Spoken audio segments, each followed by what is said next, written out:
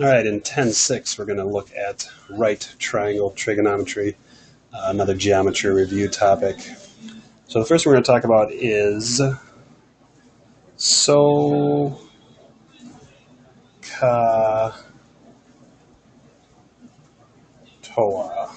And if you remember what those ratios mean, we're going to put them on the side in just a second.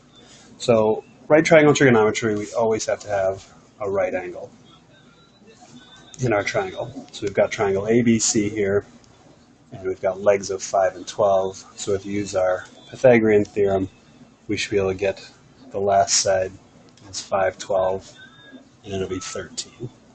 So now we're going to put our side ratios in, and we're going to talk about angle A. So we say the sine of angle A is equal to the opposite side over the hypotenuse. So if we're looking at angle A, its opposite side is the 5, and the hypotenuse, of course, is the side opposite the right triangle, the right angle. That's going to be 13. So sine is opposite over hypotenuse. Cosine of A is equal to the adjacent side over the hypotenuse. Adjacent meaning the side touching it versus opposite side, the side opposite the angle. So the adjacent side is 12 over the hypotenuse of 13. And then finally, tangent of angle A is equal to the opposite side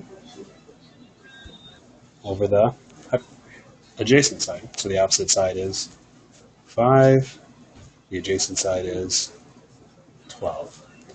So our SOHCAHTOA is definitely something we need in our notes, and know our side ratios in right triangle trigonometry.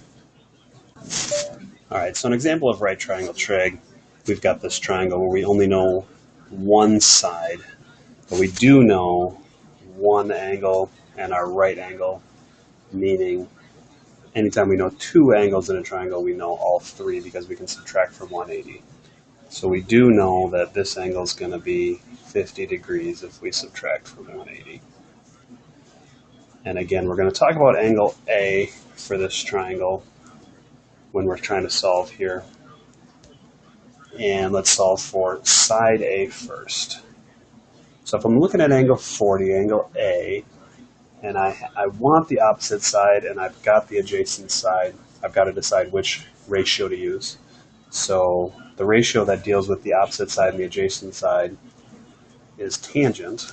So the tangent of 40 degrees, because that's what angle I'm using, is equal to the opposite side over the adjacent side.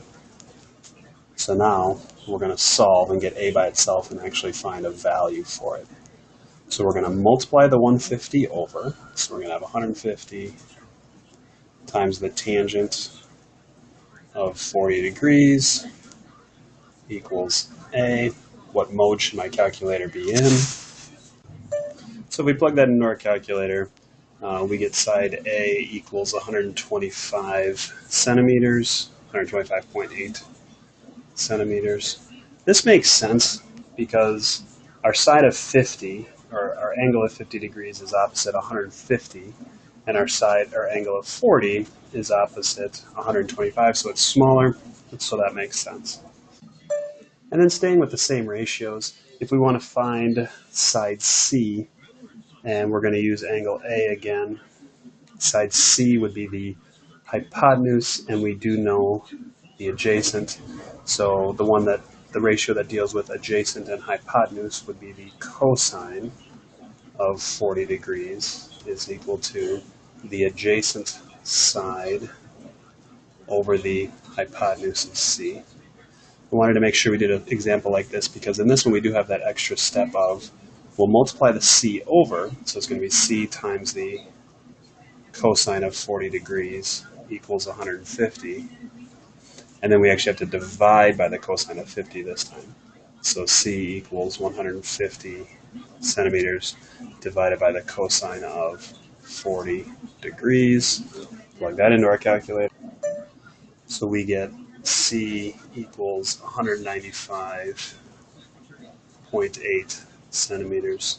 Again, this makes sense. It'll be our longest side because it is our hypotenuse.